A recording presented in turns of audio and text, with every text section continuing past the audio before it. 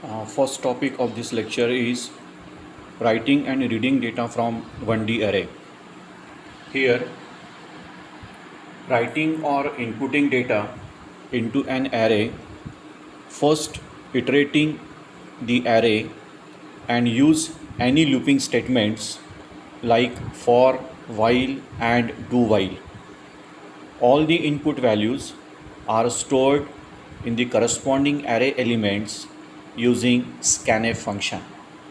See, this is the example code for write data into an array.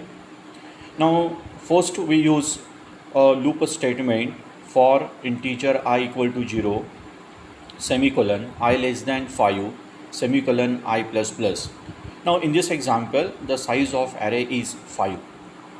Now, this another statement is scanf in double quotation %d, double quotation mark, close, comma, ampersand sign, array of I. Now this statement is used for write data into an array.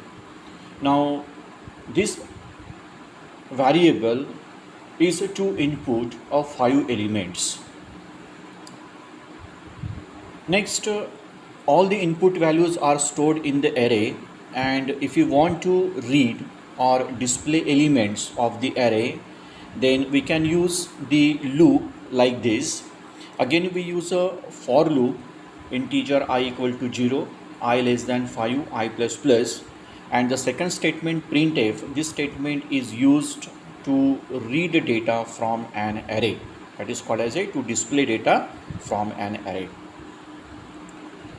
Next is array bound checking.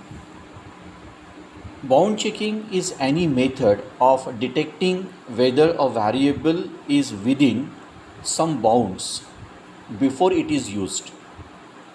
It is usually used to ensure that a number fits into a given type, that is range checking, or that a variable being used as an array index is within the bounds of array, that is called as a index checking. Now see this example. First you have to define the array. You declare the array and the size of this array is 5, and if you initialize 6 elements. Now in the next for statement, I equal to 0, I less than 5 and I plus plus. Now in this case your array size is 5, but you have to initialize 6 elements. So this is called as a exception error. It means that कि हमने जो यहाँ पे array size 5 दिया है, तो हमने यहाँ पे जो एलिमेंट्स इनिशियलाइज़ किए हैं वो 6 एलिमेंट्स इनिशियलाइज़ किए हैं, इसलिए हमको वो एक एक्सेप्शन देगा, एक एरर वो देगा, तो उसको हम बोलते हैं bound checking. Next is reading and writing data from 2-dimensional array. Now here, writing or inputting data into an array, first iterating the array and use nested looping statement such as for statement. All the input values are stored in the corresponding array elements using scanf function. अभी यहाँ पे हमको जो पहला example दिया है, now this example shows to write data into an array. अभी हम यहाँ पे 2D array ले रहे हैं, तो 2D array में हमको 2 फॉर लूप लेना पड़ेगा. फर्स्ट फॉर लूप हम जो यूज़ करते हैं वो रो के लिए यूज़ करेंगे, और सेकंड फॉर लूप हम यूज़ करेंगे वो कॉलम के लिए यूज़ करेंगे. तो फर्स्ट फॉर लूप को हम बोलते हैं आउटर लूप, और सेकंड जो फॉर लूप होता है उसको हम बोलते हैं इनर लूप. तो जब तक हमारा जो आउटर लूप का कंडीशन ये ट्रू होता है, तब तक हमारा ये इनर लूप एग्जीक्यूट होते रहता है. हमने जो सेकंड स्टेटमेंट लिया है स्कैनफ फंक्शन, ये स्कैनफ फंक्शन हमको राइट डेटा करेगा एरे में. अभी जो हमने एरे में जो डेटा राइट किया हुआ है उस डेटा को अभी हमको डिस्प्ले करना है. Now all the input values are stored in the array, and if you want to read or display elements of the array, then we can use the for loop like this. अभी हम फिर से जो array में हमने elements store किए थे उन एलिमेंट्स को अभी हमको रीड करना है, डिस्प्ले करना है, तो उसके लिए हमने फिर से यहाँ पे एक फॉर लूप लिया है, फर्स्ट फॉर लूप लिया है, सेकंड फॉर लूप लिया है, और डेटा को रीड करने के लिए, डिस्प्ले करने के लिए हमने एक स्टेटमेंट यहाँ पे यूज़ किया है, print F in double quotation %d array of I J. It means that ये जो स्टेटमेंट हम यूज़ करते हैं, ये स्टेटमेंट हम यूज़ करेंगे to read data from an array. Next topic is search. Now, how we can define search? Search is the process of finding a given element in a list of elements. It decides whether a search key is present in the data or not. तो यहाँ पे दो types के searching होते हैं. There are the two types of searching. One is linear search और sequential search. और second जो होता है वो होता है बाइनरी सर्च. तो सबसे पहले हम देखेंगे linear search. तो linear search also called as sequential search. It is a very simple search and made over all the elements one by one.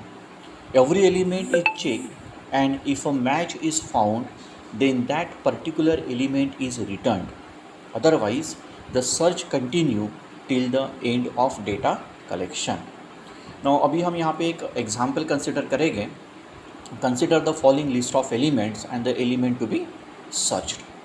Now the first index जो हमको लाइन दिया हुआ है वो हमारा इंडेक्स नंबर है 1 2 3 4 5 6 7 8. हमने टोटल 8 एलिमेंट्स यहाँ पे लिए हैं और हमारे लिस्ट में जो एलिमेंट्स है वो एलिमेंट्स है 65 20 10 55 32 12 50 एंड 99.